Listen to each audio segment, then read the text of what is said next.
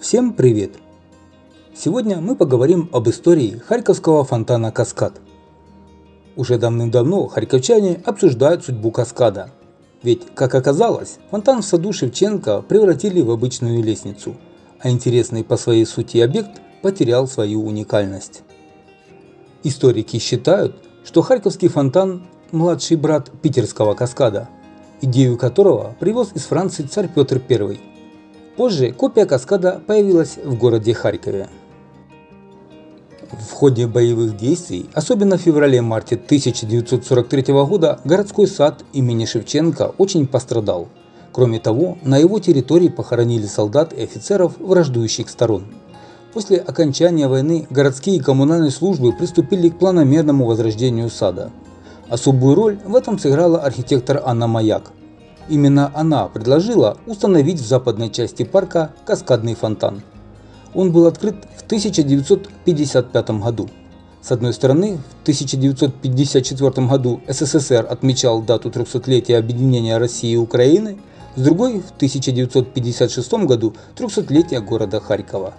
В те времена было принято считать дату основания нашего города по дате указа от московского царя Алексея Михайловича о строительстве Харьковской крепости. Работа над созданием фонтана «Каскад» была нелегкой. Работникам это творение стоило больших затрат, ведь нужно было почти с нуля воссоздать прежние советские лестницы между парком и улицей. Лестницы были сведены до революции, а потому требовали капитального ремонта. Это было весьма сложное дело с точки зрения технических работ. Именно поэтому было принято решение создать совершенно новые лестницы и сделать их в виде водопада.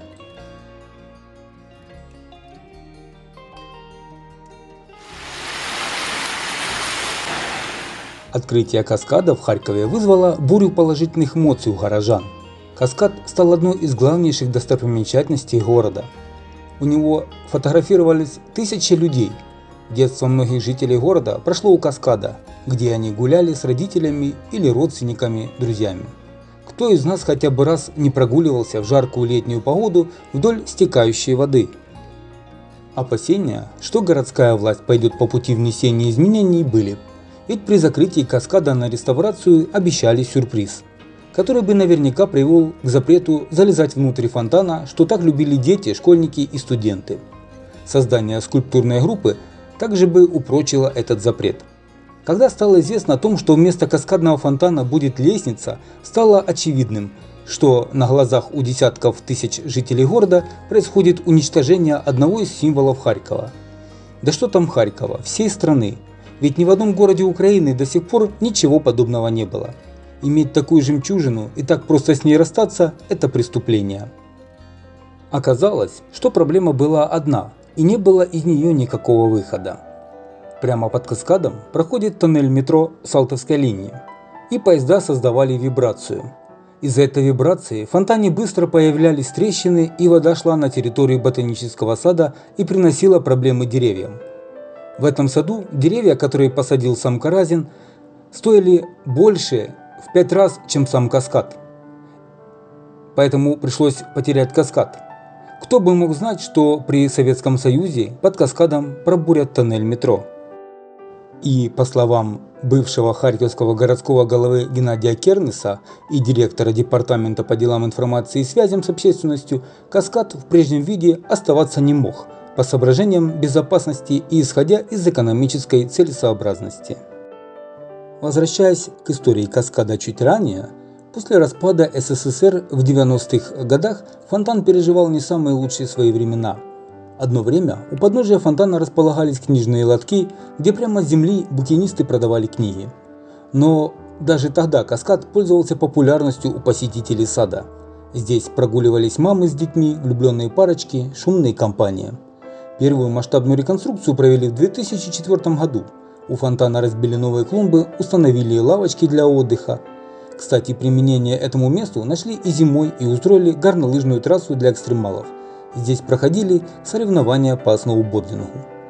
Новое обновление «Каскада» началось в рамках масштабной реконструкции сада Шевченко. О том, что фонтана как такового не будет, харьковчане узнали случайно, как бы между прочим. При реконструкции «Каскада» мнения харьковчан разделились.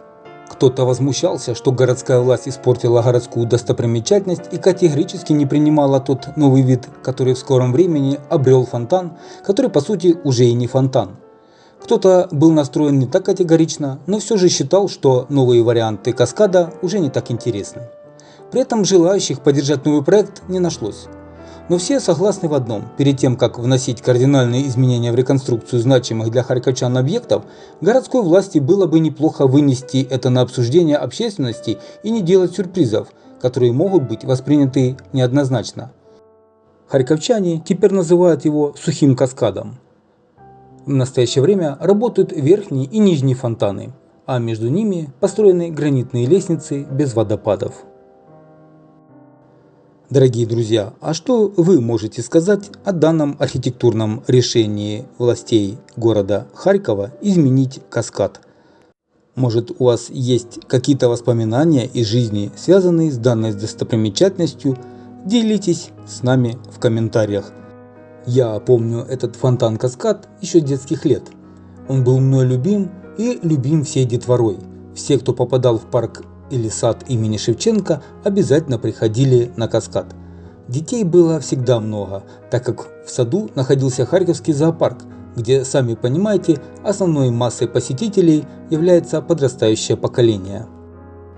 Тогда это был единственный фонтан, по которому можно было ходить, и власти на это смотрели спокойно.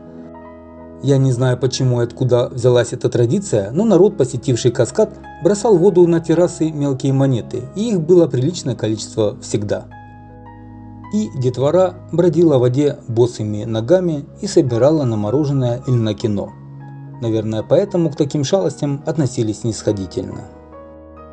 Напишите и вы, пожалуйста, в комментариях, каким для вас запомнился каскад-фонтан в городе Харькове.